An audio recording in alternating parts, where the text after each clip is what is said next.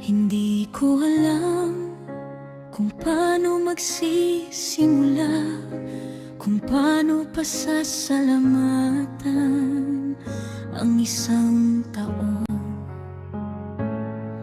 na binago ang takbo ng buhay ko araw-araw. Simula nung pinasok ko ang mundong ito, dumating ako dito na walang kasiguraduhan. Natakot para sa gagawin kong team, dalang mga kwentong ayaw ko nang balikan. Pero may isang taong nagsabi sa akin, halika, dito ka na sa himne. Hindi ko alam kung ilang beses ko ito pinag-isipan. Sa simpleng kumusta ka, saan dito lang kami, baka gusto mo dito. Si Mira na maganda na ate ko ang nagdala sa akin dito. At sa laki ng tiwala ko, pumasok din ako dito. Dala naging kakampi ko sa kahit saang apps man yan. Mining, MJ, I, Joji, and Mia, Kisay, Cordapio, Jeza, Mitzi, Luna, Hanamia, Lisbel, Kaira. Kayo ang naging admin at pinagkakatiwalaan ko sa isang taon na pinaramdam nyo na hindi ako nagkamali sa inyo. Sa isang taon na tinanggap niyo ko nang walang pag-aalinlangan. Kahit may araw at gabi na hindi ako nagsasalita, kahit lagi hindi ko nababasa agad ang mga messages ninyo, hindi kayo bumitaw.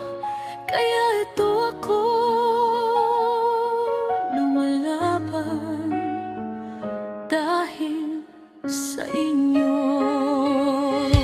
Mga membro na laging andyan nagsasabi ng kaya mo yan.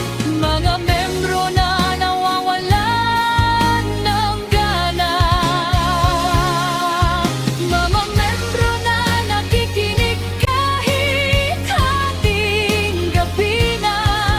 Mga membro na proud sa maliliit o malaki na panalo.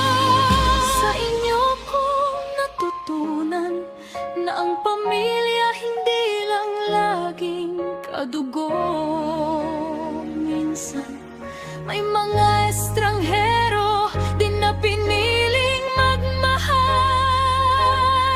ng buo. 365 na araw na may kasama ko. 365 na gabing may kakwentuhan ako. 365 na beses kong nasabi sa sarili ko, nandyan ang warriors, umaasa sa sahod. Kaya magtrabaho ako ng maayos. Kung tatanungin ako ngayon, kailan ka naging masaya? isasagot ko, Araw-araw simula nung binuo ko ang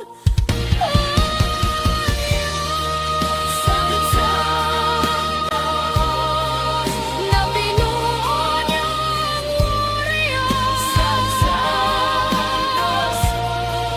Pagtutulungan sa lahat ng pangalan. Hindi